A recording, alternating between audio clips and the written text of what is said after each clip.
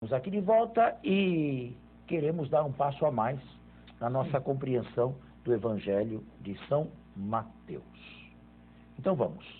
Aonde eu parei exatamente? No Que versículo? Versículo Ressurgiste ao 22. terceiro dia. Então eu já expliquei isso aí, não expliquei? Já explicou. Então vamos. Pedro, tomando-o à parte, começou a repreendê-lo, dizendo: Deus não o permita, Senhor. Isso jamais te acontecerá. Bom, vamos parar aqui. O que Pedro tinha em mente quando chamou a atenção de Jesus? Os exegetas se perguntam por tudo e levantam dúvidas aonde a gente pensa que não tem dúvida. O que Pedro imaginava com esta pergunta aqui? Há algumas possibilidades. Pedro tinha medo de um desastre com Jesus respingar nele? É uma possibilidade. Segunda possibilidade, Pedro amava tanto Jesus a ponto de não querer de forma alguma que Jesus terminasse daquela maneira? É uma outra possibilidade. E assim nós podemos levantar muitas possibilidades, sabe? Eu, honestamente, acredito que não seja preciso optar nem pela primeira, nem pela segunda. Eu acredito que as duas pudessem agir conjuntamente. De início, quer dizer, ao mesmo tempo em que Pedro se assusta com uma possibilidade desta acontecida com alguém tão próximo a si, e repito, respingando nele também, por outro lado, devia ter um certo amor, uma certa afeição por Jesus, que o levou a não querer este fim para Jesus. De qualquer modo, isto aqui deve ser tomado a sério historicamente. Porque qual é a resposta de Jesus? Ele, porém, voltando-se para Pedro, disse: Afasta-te de mim, Satanás. Afasta-te de mim, Satanás. Olhe, Jesus falou isto aqui no Evangelho de Mateus, na terceira tentação, diretamente a Satanás. Vai-te, Satanás. A mesma expressão que Jesus usou no capítulo 4 para Satanás em pessoa, agora usa para Pedro. Por quê? Porque Jesus viu nesta atitude de Pedro, na melhor das hipóteses, Pedro pensou carnalmente. Pedro não pensou segundo Deus. A resposta foi muito mais... Foi radical demais. Foi radical para isso, né? E acaba confrontando com aquele um pouco de cada um que nós falamos no versículo anterior. De qualquer maneira, ainda que Pedro quisesse o bem de Jesus, Pedro não queria o bem de Jesus como Deus. Certamente. Não é? Neste sentido, Pedro estava tentando e isto é pior, tentando dissuadir Jesus de prosseguir numa direção que levasse à tragédia da cruz. E isto é pior. Isto é pior, porque então Jesus poderia evitar a tragédia, humanamente falando. É o que Pedro queria. Jesus poderia evitá-la? Poderia. Era só ser um pouco mais diplomático. Não foi bem isto que eu falei. Eu retiro essas palavras. Eu me submeto. Bom, Jesus tinha 1000 maneiras de fugir à paixão. Era só maneirar um pouco, relativizar aquilo. Mas talvez Pedro quisesse isso. Talvez Pedro quisesse que Jesus fosse mais diplomático e que evitasse o pior, não apenas para si, mas para Pedro também e para os outros todos que estavam ao redor dele. Que acabaram indo desse mesmo jeito. Mas isto não é pensar como Deus. Isto aqui é forte para nós também, né? Porque às vezes também nós queremos uns caminhos diplomáticos, uns caminhos assim, mais serenos, mais tranquilos, sem nos perguntar sequer. Mas isto aqui é vontade de Deus ou não? Mas ele partiu para o confronto desde pequeno, né? Quando ele se perdeu lá dos pais, que os pais ficaram procurando ele. Está em Lucas, né? Não está em Mateus. Essa era a atitude. Quer dizer, ele não era muito político, não, pelo contrário. Isto aqui deve ter sido uma reprimenda forte. Tanto é verdade que alguns exegetas, Mateus copia Marcos, Marcos tem a mesma coisa no capítulo 8º. Alguns exegetas levantaram a possibilidade de Pedro e os outros, depois da ressurreição, estarem pregando um falso cristianismo. Um cristianismo baseado em curas, milagres, exaltação e grandeza. Enquanto ele, Marcos, puxava o cristianismo para um outro viés, o viés da renúncia, da cruz e do martírio. Não é verdade isto aqui também. Não é verdade que Pedro e os outros, após a morte de Jesus, pregassem um cristianismo sem exigências. Agora, mas curaram, né? Hein? Fizeram curas, né? Vejam, aqui está o primeiro choque de Pedro com Jesus. Existe um outro pior ainda, que é a negação. Que é a negação no final. Também, mas ali não foi Jesus contra Pedro, ou Pedro contra Jesus. Foi um confronto. Foi a covardia de Pedro, né? Que também é histórica. Mas ele também teve alguns lances de não covardia, como quando ele decepou a orelha do soldado. Esta decepação, que se fala em português, bom, aí é preciso tomar cuidado. Um evangelista fala que alguém feriu a orelha de um dos que vieram prender Jesus. Um outro evangelista vai um pouco mais adiante e diz que esse alguém era um discípulo. E finalmente vem João e diz que esse discípulo era Pedro.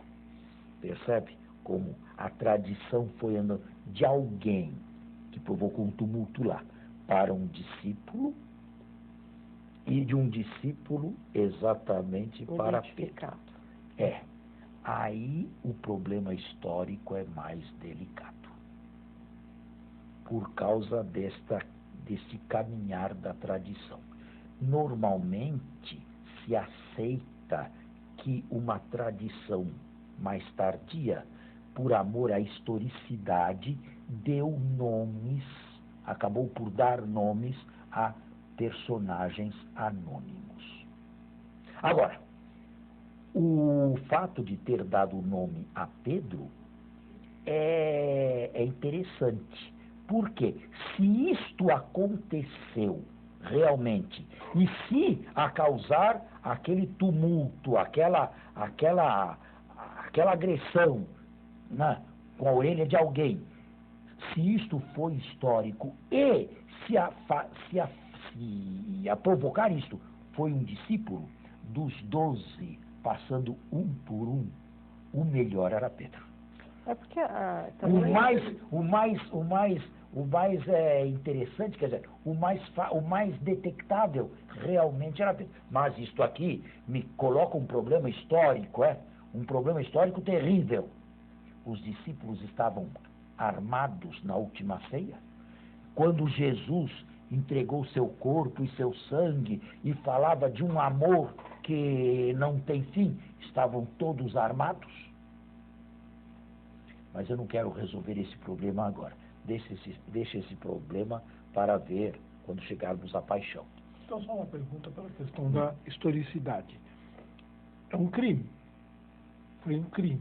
E não teve punição? Veja. Olhando só por uma questão histórica, tá bem? Não. Você pode olhar a questão sob diversos ângulos. Ailton, uma reação popular é incontrolável. Ninguém prevê isto aqui numa noite, de repente, um tumulto que acabe ali numa certa agressão física. Estas coisas não são controláveis. Certo? Não é? E depois precisaria ver que profundidade teve esta agressão. Decepar a orelha significa que realmente cortou a orelha ou simplesmente feriu a orelha? Temos que fazer um intervalo. Segunda parte, mas acredito que o debate aqui, a conversa, seja estimulante. Estimulante, Vamos comigo. Diz uma coisa, Padre Fernando. Poucos são os apóstolos que são nomeados por nome durante a paixão de Cristo. Durante a paixão, ninguém, porque fugiram. João? Não. Fugiram todos. Então, mas Pedro se fala nele durante aquela o Calvário. Até a negação. João acabou. também, né? Aqui não. Fala-se de um discípulo amado que estava aos pés da cruz. Mas este também, Regina, não vamos tocar nesses problemas aqui porque são muito delicados, sabe? Em primeiro lugar, esse discípulo amado era João. A maior parte dos exegetas acredita que não. Era um outro. Segundo, os romanos permitiriam que parentes estivessem bem junto da cruz de um condenado, que Maria pudesse abraçar os pés de Jesus e João também. Inclusive alguns seguidores. Mas os Maria romanos permitiriam permitiriam né? uma coisa dessa. Mas vamos deixar isso aqui para vermos quando estudarmos a paixão. Porque, aliás, nem é em Mateus que se fala, é só em João, que se fala junto aos pés da cruz. Agora, se pode entender esta cena teologicamente sem necessariamente levá-la à historicidade. Mas vamos deixar isso aqui quando chegar João. Os romanos nunca permitiriam que os parentes estivessem, sobretudo na época de terror, inaugurada com a segunda metade do reinado de Tibério. Sobretudo a partir dos anos 27, 28 da nossa era. Alguns afirmam que os romanos permitiriam a um condenado despedir-se dos parentes. Mas outra questão se coloca. Maria estava em Jerusalém? Porque ele não morava lá, né? Morava em Nazaré. Vamos deixar isso aqui para a paixão. Tem respostas para tudo, mas eu não posso dar tudo agora, né? Um pouquinho por vez, né? Vamos terminar só esse aqui, Padre? Vamos. Então, tu me serves de pedra de tropeço. O que é uma pedra de tropeço? Um obstáculo. É um obstáculo que leva alguém a cair. O que Pedro está querendo, no fundo, é desviar Jesus daquilo que Deus queria que acontecesse. Agora, atenção, Deus não queria que os judeus detestassem Jesus, não queria que os romanos o mandassem para a cruz. Isto não. Mas queria que Jesus fosse fiel até o fim, que amasse e obedecesse até o fim, custasse o que custasse, e não iria retirar nenhuma pedra do caminho de Jesus. Esta era a vontade de Deus. E a crucifixão, a flagelação. Bem, nós devemos dizer que estas coisas são criação da maldade humana, da crueldade humana, mas servidas egregiamente por Deus, que sabe tirar do mal um bem maior. Quem inventou a flagelação não foi Deus. Quem mandou flagelar não foi Deus. Quem mandou negar, quem mandou trair, não foi Deus. Mas Deus se aproveitou de tudo isto. Cada um pôs na paixão o que quis, com a sua vontade, com a sua liberdade. Deus se aproveitou de tudo isto e girou tudo em favor da morte, da ressurreição de Jesus e em nosso favor. Não mandou, mas também não impediu. Permitiu. Porque não pensas as coisas de Deus, mas as dos homens. Isso é uma coisa. Exatamente. É um amor carnal. É um amor que não leva em conta a imolação, que não leva em conta o sacrifício, que não leva em conta o sofrimento. Na última ceia, mas isso aqui não é em Mateus, também aparece lá a figura de João querendo, quando Jesus lava os pés. E chega a Pedro, isto não. Tu me lavas os pés? Jamais. Se eu não te lavar, não terás parte comigo. Mais uma vez, sempre Pedro querendo oferecer ou apontar uma outra direção. Mas isso era uma tradição mesmo entre os judeus, né? Era um costume. Era costume. Agora, o que significava isto? Lavar os pés. Lavar... Já estou saindo do texto de novo, hein? Porque isto não está em Mateus, está em João, e só lá na... Mas só aqui para o telespectador ficar assim, tranquilo, lavar os pés não é simplesmente uma lição de humildade, não. Porque Jesus disse a Pedro, o que faço agora não tens capacidade para entender. Entenderás mais tarde. Se fosse um simples serviço de humildade, Pedro teria capacidade sim para entender. Mas aquilo ali era uma profecia. Lavar os pés era uma maneira de dizer, eu vou morrer por você. Se eu não te lavar os pés, não terás parte comigo. Se eu não morrer por você, não terás parte comigo. E nesse sentido, Jesus lavou os pés e continua a lavar os pés, não só de Pedro, mas os nossos pés também, sobretudo na Eucaristia. Certo? Mas aí temos que chegar lá. Continue. Então disse Jesus aos seus discípulos, se alguém quer vir após mim, negue-se a si mesmo, tome a sua cruz e siga-me. Bem, aqui está uma frase de Jesus que provavelmente foi muito retocada pela igreja, pós-pascal. A igreja deve ter percebido, em primeiro lugar, que o fim de Jesus foi aquele trágico. E que os discípulos de Jesus não podem querer outro fim para si. Escute, a igreja foi perseguida primeiro na Judéia, Estevão.